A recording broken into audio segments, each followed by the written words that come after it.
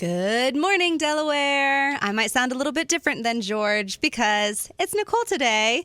George is taking a day out to hang out with some other of his library friends here in Central Ohio. What is he thinking? He's allowed. You know, Yeah, we're just more fun. I'm going to abandon him in July. It'll be fine. Yeah, me too. Yeah. How dare you? Yep, just once. I'm here with our lovely Molly Myers-Labady. Thank you. No. Molly is our deputy director, of course. She always brings us wonderful book recommendations, places to visit.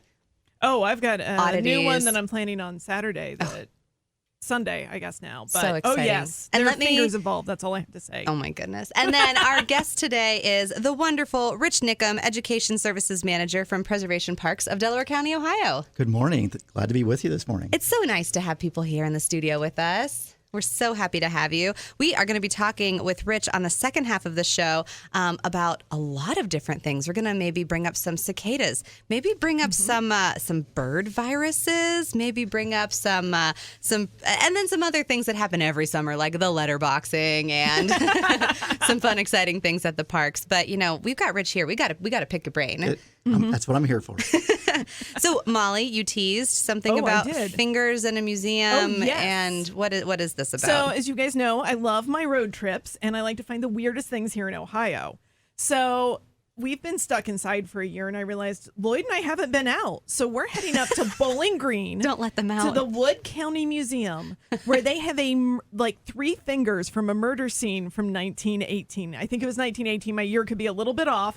So originally the sheriff put the fingers in a jar filled with whiskey. When the whiskey evaporated, they've put more official things, but I have no idea what these are going to look like, and I'm so excited. This is amazing. What is the name of the museum? It's the Wood County Museum. Just the Wood County Museum. Yes. Okay. And so it's going to have other history in there. I guess they have a pheasant that Cary Grant caught. Oh. Which that has me extremely. I have found when you go in museums like this, you have to ask for these things Yes. sometimes, though, or you will miss them. Like the Ohio History Connection, do not go without asking to see the two-headed cow. Oh. Or Oh, what? the two-headed, well, it's a calf. A It's two-headed cow? Yes, and Yeah. the funny thing is I had this old postcard my grandma had in her things for years and years and years of this calf in its field. And she must have gone to see it back when, it was born and this was the thing. And she got the postcard. And then years later, I find it. And then I find it in one of my oddities books. And I'm like, oh my gosh, it's actually the calf. So Best thing ever. this is amazing. And so you're doing this trip this weekend. Yes. Up to Wood County. Wonderful. I'm also hoping to stop in Galena. I guess they have a coffee shop where you can drink coffee in an old bank vault. Oh, that's cool. Now, that means I've got to get Lloyd going in the morning, so Yeah. we'll see about that Come on, one. snap But I'll to it, tell you Lloyd. guys if it's as amazing as I think it's going to be. I will be reporting back. Wonderful. And so speaking of, reporting back and road trips and, is there anything that you might have been reading lately? Oh, yes. So I promise this is not Outlander this time. Every which I know is time. shocking everyone in the last year. It's all been Outlander all the time. Every time. We are currently still in the Droughtlander, but I will be back after the next book is released, November 23rd. But to fill my time, I've read one of the best books I've read in a long time, and it's called Will My Cat Eat My Eyeballs? And Other Questions About Dead Bodies. It's by an author named Caitlin Doughty, and Yes. she works in a funeral home. Yes. And what she did is she took the questions she gets from kids and she answers them. If you are a fan, though, of Mary Roach Yes. or Sarah Vowell, She's my best friend. She's hilarious as she does this. She puts humor in it.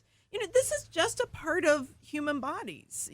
Our bodies do these different things. She answers questions on those body displays Yes. that you can go see. She talks about what really happens in cremation. She talks about how deep animals should be buried if you're burying your pets versus humans and what the differences are and what decomposition really is.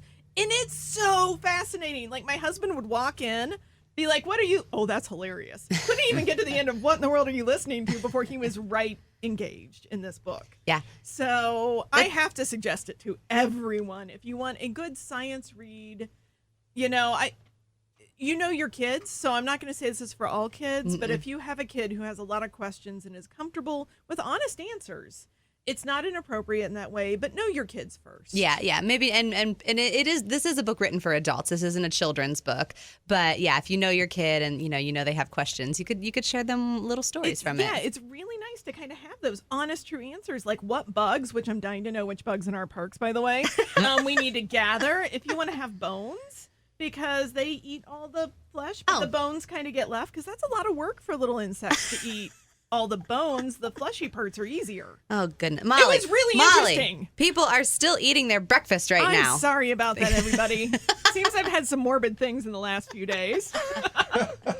Well, Rich, do you have anything lighter, any books that you've read recently? There's one that really kind of sticks out in my mind, and it's sitting on my coffee table. I haven't read it in a couple of years, and I want to get back to reading because it was such a fascinating book. But it's called The Silent Spring by Allen Eckert, and it's written in the view of a baby passenger pigeon who grows up to be an adult passenger pigeon, and makes this journey back in the 1800s from through the migration route and everything that this poor passenger pigeon had saw. And it really talks about the plight of the passenger pigeon, and it just was really fascinating just to be, kind of view it from a passenger pigeon's point of view, which is kind of unique, but it's a really good book. It's not real long. So if you're looking for something a little bit lighter and stuff, it's a great book, and I'd recommend it. That's so wonderful. I have to ask you, have you been to the Ohio History Connection to see buttons? I have, yes. Which is the last passenger pigeon in Ohio or in the U.S.? It was I think it was the last passenger pigeon in the last one died in the Cincinnati Zoo, and that was the last one that was in the United States. Okay, that was the last one. Yeah. So probably the last one that was actually doing it. Fun fact, if you want to go see them, just ask at the front desk. And if the person has time to come down, they'll show you all sorts of the taxidermied animals and give you stories with all of them. I love it. Fantastic. Yeah, if you go to a museum and you don't take advantage, or the zoo, and you don't take advantage of the docents or the volunteers there, you're really missing out. Those people have amazing stories to share. And if you want to know how to get started with that, there's an app that's free called Roadside Attractions. Only on iPhones. Only on iPhones. Apples. Sorry, it's not Attractions. I was always say very it wrong. sad about that. Or Roadside America. And they'll give you sort of things to look for in museums. And if you know what you're looking for, asking for it gets you such a great tour. Yeah. Well, so this week, I don't know if you guys have been paying attention to national news, but we have a new federal holiday. We do. Happy Juneteenth. Juneteenth. That's fantastic. Happy Juneteenth. This is wonderful. If you read my column that I write for the Delaware Gazette, it's coming out tomorrow. I give you a tiny history lesson in it, but I looked up some fun facts about Juneteenth because, go figure, it wasn't something really taught in my high school. No, the first time I heard about it, I was interning at the Children's Museum of Indianapolis, and they did a Juneteenth celebration. Yeah. And it was so amazing. I learned so many new things. Well, so the thing that I learned is that this is actually, it's been celebrated in Texas since 1979. It's been celebrated in Ohio since 2009. And we really, or 2007, I can't find it in my notes, but and even then, this is 100 years after it actually happened, which was in 1865, and 100 plus years. And it's just so wonderful that we are able to celebrate this. For those of you who don't know, Lincoln signs the Emancipation Proclamation in 1863 that does declare that slaves are free, but it's only in states under Confederate control. It's not to slave-owning border states. It's not to rebel areas that are already in Union control.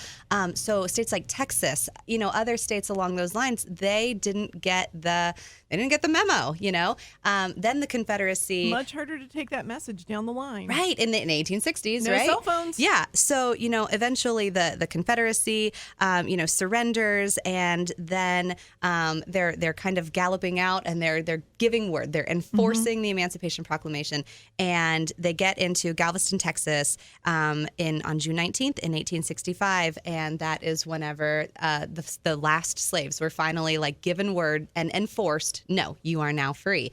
Yeah. But then crazy statistic. 2018, Southern Poverty Law Center did a survey of high school seniors and found that only 2/3 of high school seniors did not know that 2/3 of high school seniors did not know that a constitutional amendment was necessary to formally end slavery. So beyond the Emancipation Proclamation, beyond the surrender of the Confederacy, then the 13th Amendment, took place, and we were able to formally end slavery in the end of 1865. And so this 3-year journey almost, to finally make this happen in the United States. And now we get to celebrate it as a federal holiday. It's about time. It took us a little time to get here, but took it's us a about minute. time. Yeah. So we have a whole list of books. If you watch anything on Canopy, which is our free streaming video service, free with your library card, Canopy has an entire thing of Juneteenth documentaries, fiction, movies, things by PBS, things by the History Channel, things produced that are movies that talk about that period in time, that may be a bit of a historical fiction. So Canopy has wonderful things. We have lists on our Facebook page coming up, on our Instagram page coming up. If you just need some recommendations, Juneteenth by Rachel Grack is a really great one for kids. If you're looking for one for teens, I would definitely recommend Dark Sky Rising by Henry Louis Gates Jr. is a wonderful one through real life accounts. Gates discusses the history of America during that time period. And then for adults, you could go either way on this one, but The Water Dancer by Ta-Nehisi Coates. Oh, I love his writing. It's a really beautiful spin on the Underground Railroad's history about a young slave with a mysterious power on a journey to freedom. So it kind of blends magical realism with a little bit of historical fiction.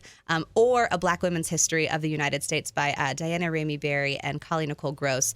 They're award-winning historians. They write this extensively researched, empowering, rich history of Black women in America, and they really shed light on a lot of stories that we wouldn't otherwise have known. So happy Juneteenth this weekend. Happy Father's Day this weekend.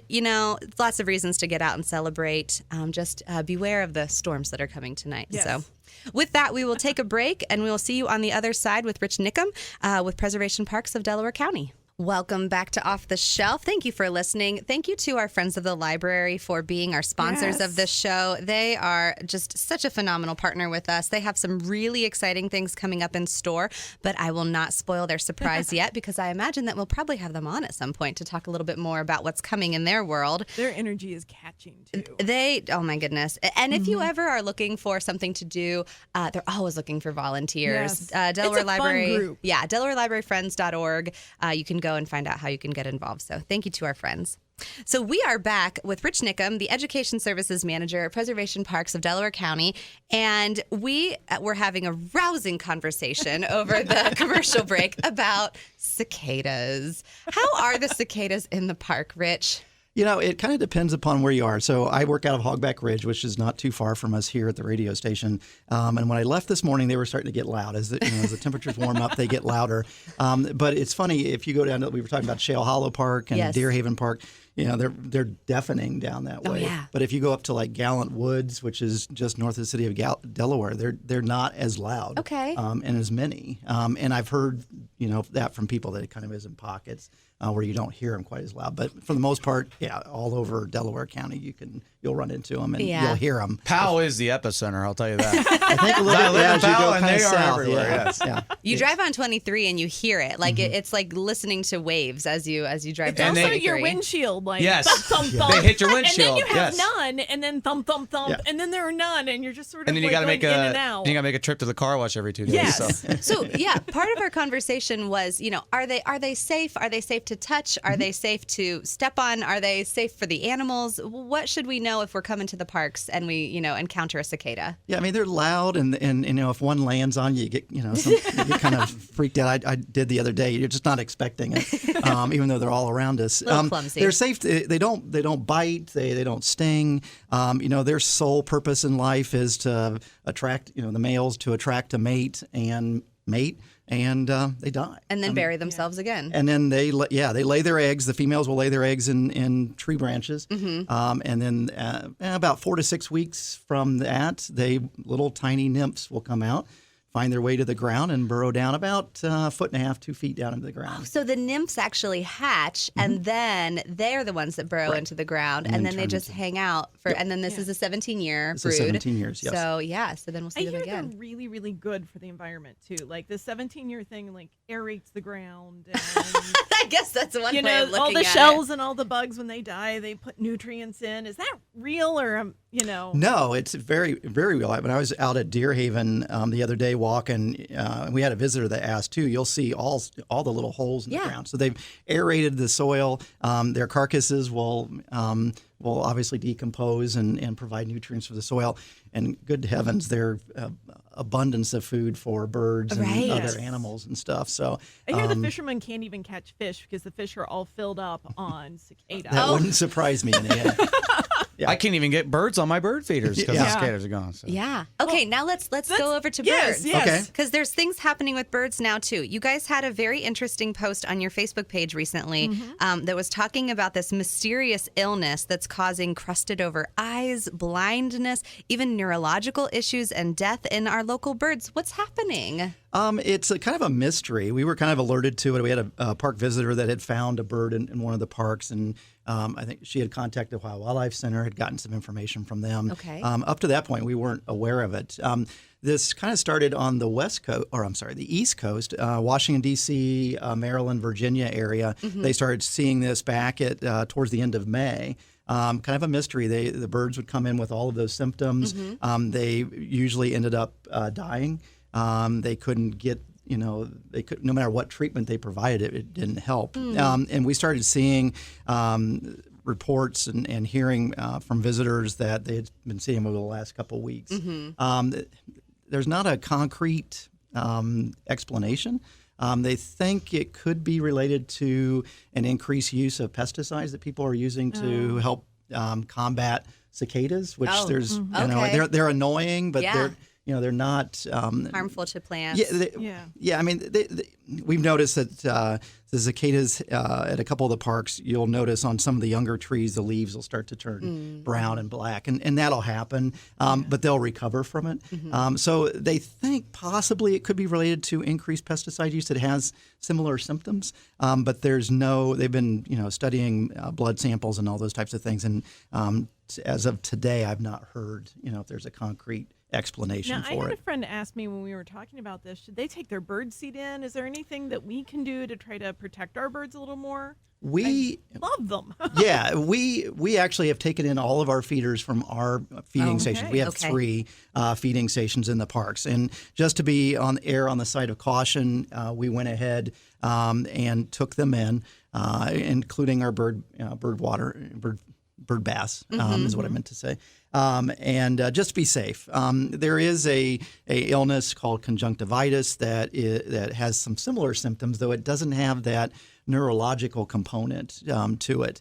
And but they have kind of crusty eyes and stuff like that, and that can be communicable. So we went ahead and pulled ours in as well. Facebook, we had those same questions, and we just said, hey, this is what we did. And if you want to pull them in, that's fine. The birds, as he said, there's plenty of food out there they're right good. now. And it seems to be only, I wouldn't say only, it seems to be predominantly affecting the larger birds that might be eating cicadas. So things like starlings and blue jays and grackles. And they have seen it in some other birds, but it seems like that kind of mid-sized bird they've seen it more in. So that's why there's that kind of correlation there, but there's nothing concrete yet. And so if you're ever in the parks or walking about or even around your own home or your own property and you find a dead bird or a dead animal, what do you recommend people to do? Do we touch it? Do we get a plastic bag? What do we do with that? If it's around your home, you can dispose of it. Use gloves, put a mask on. They recommend as well. Put it into a baggie, and then you can drop it into your trash. If you see a dead animal or something in the parks, a lot of times it's a natural curling thing. Sure, in this case, if they want to give our offices a call, they can, or email us, and we can go out and take a look. They can call Ohio Division of Wildlife as well, 1-800-WILDLIFE. They can also, if they have sick or injured animals, they can also reach out to the Ohio Wildlife Center as well. This is really wonderful. Okay, now we're going to get into the meat for why you're really here, and I'm glad that we gave ourselves like a good bundle of time because this is all super fascinating. Let's hit on Preservation Parks, Letterbox Adventure. Yes. How is Letterbox Adventure working this summer? It's a little different this summer. So we didn't do it last summer, and we're so excited to be able to bring it back this summer. And we're so grateful that we have all the libraries in Delaware County that work with us on this program. It's all done online this year. So you don't go to the library and register. We don't have booklets at the libraries for folks to pick up.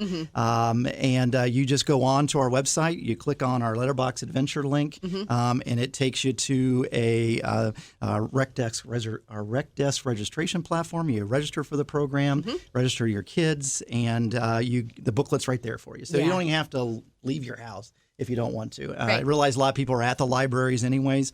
In the past, we did, the libraries have been really great at, providing the booklets and things like that, or handing out the booklets and stuff like that. But this year, planning started way back in January, even before that. So we really didn't know what was going to happen this summer, as you guys didn't either.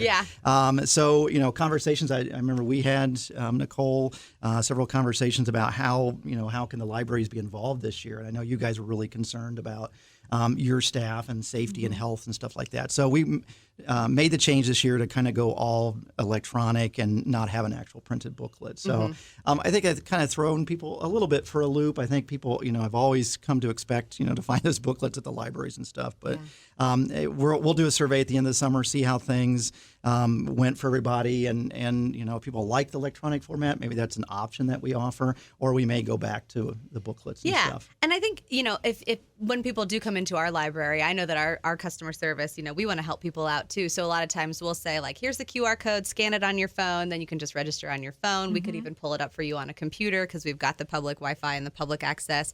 And, if you really need it printed, like, we can print it for you, or it's going to be 5 cents, I've seen a lot of emails with staff making sure they all understand how it's working so they can get kids right in line with Letterbox again this year. Yeah, it is. I mean, and we don't have the actual boxes out this year. But it's cool what you're doing. Yeah, we have, as you're looking for the clues in the parks, we have actual animals that you can look for in the park. So, and our theme this year, we always try to tie it to the library summer reading theme, which is animal tales, I believe, this summer. Tales and tales. So we have fairy tales, but there with a lot of animal components to it as well. So you different fairy tales at each of the parks, and it's just really fun to do. But slightly different this year. But so far, everything seems to be running smoothly, and people have kind of gotten used to the changes and stuff. So we took our first adventure to Deer Haven Park this past week. It was a gorgeous evening. There were lots of gorgeous evenings this past week.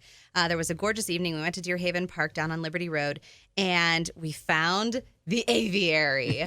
I want to know more about this. This has got me so excited to come visit. It is so cool. So the aviary at Deer Haven Park is new. We just opened up that facility in the spring. Yes.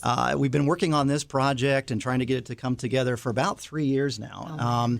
Folks at Ohio Nature Education, which is a environmental education, wildlife-based organization out of Johnstown, Ohio, contacted us. They were looking for a way to maybe get their birds exposed to more people, or people exposed to their birds, whichever case you want to look at it. And I've known Mrs. Van for years and years, and so we sat down, chatted about it, and what the result is the aviary at Deer Haven Park. And we have 3 what they call mews or enclosures, and we're going to be rotating the birds out.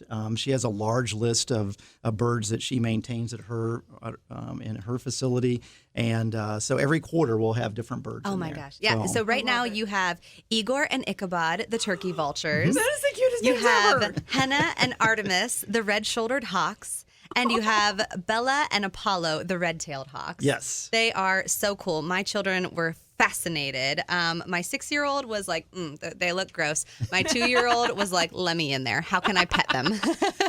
It's and it's not hard if you're at Deer Haven. The red-shouldered hawks are very vocal. So there's not a chance that you're going to miss the aviary because they're usually, talking away so to speak. So yeah, we're really excited, and we looked forward to it to be a long-term process. We built it in-house. Our operations staff did a fantastic job. I think we have probably one of the nicest aviaries in Ohio. It's so beautiful. come out and see it. You Well, never stop amazing me. we- I love We have lots of parks. good stuff going on. We're always got something going on. We have touched on so much. There's still so much more. So if you haven't explored Preservation Parks, check out their website. Subscribe to their newsletter. It's really all wonderful. We can help you at the library, or you can just go to Preservation Parks website. We have like 30 seconds, and I want to tell you that today is the last day to watch the Turtle Ladies video. You can find it on our website. She is wonderful. We have listed some new community bookmobile stops. Quite a if few you've are in been there, yeah. missing our bookmobiles. This is the week of the book club. So not only do we have The Answer is by Alex Trebek, which Amber's book club is talking about. That's gonna be good. Inheritance by Danny Shapiro, which Harlow's book club is talking about. We have a cool registered event coming up on Thursday, the 24th. Molly, you were curious about this. What's it called? Is that the unicorn That one? is Unicorns Break the Cage. It is. This is like an interactive animated adventure with science and storytelling, and I have no idea how it's going to work. I know. I'm so curious about the whole layout. I Yes. think it is just going to be magical. So, in our last seconds, I just want to tell you, go on to DelawareLibrary.org, sign up for all of these wonderful things. There are chicks at Ostrander right now. They'll probably be hatching next week, so go check Yes. out the chicks at Ostrander. chicks. Thank you to our sponsors and our partners this summer, and come in and get your 6-hour prizes. You'll see wonderful coupons, and we're out. This is it. Thank you so much. We'll see you in the stacks. Thank you, Rich. You're welcome. Thank you, Molly. Thank you, Gage.